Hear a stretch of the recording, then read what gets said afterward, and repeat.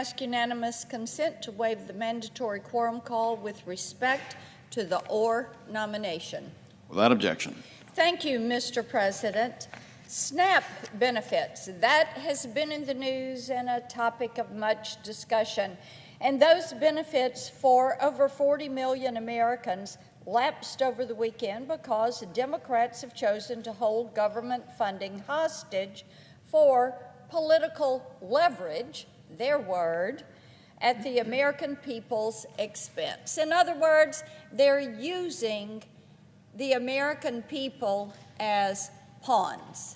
And because of that, their constituents, and indeed nearly 700,000 Tennesseans, are without their SNAP benefits. So are our Border Patrol agents, our air traffic controllers, and federal law enforcement. They've been working a month now without pay. This is why you have the AFGE and the Controllers Union. They're saying in the Schumer shutdown now. We also know that critical federal assistance from rural development programs to small business loans are out there in jeopardy. Across the country, people and small businesses are all suffering because of Chuck Schumer and his Schumer shutdown. And for Democrats, I think they have wanted this. They planned for it, and they wanted to see it happen, so they got it.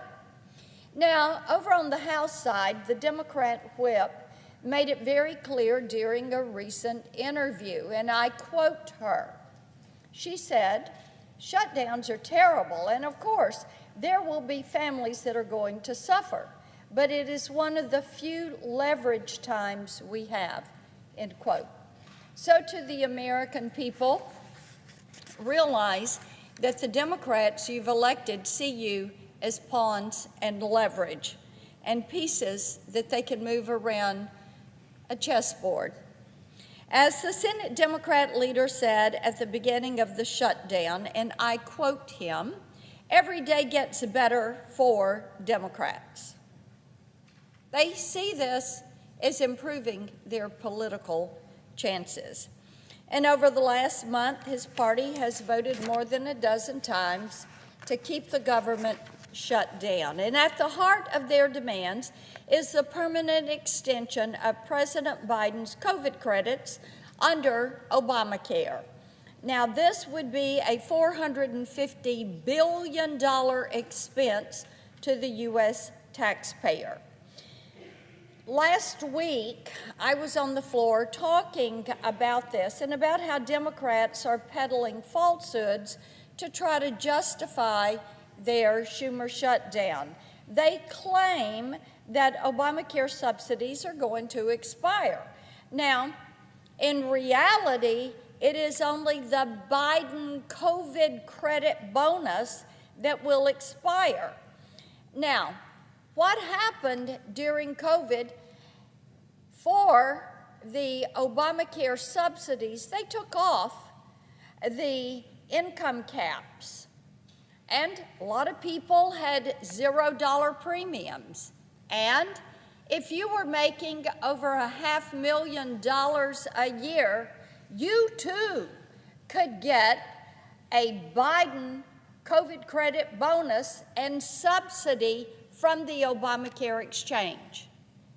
You too could have the U.S. taxpayer picking up the tab for 80 to 90% of your health insurance because they plussed up the credit and they removed the income caps.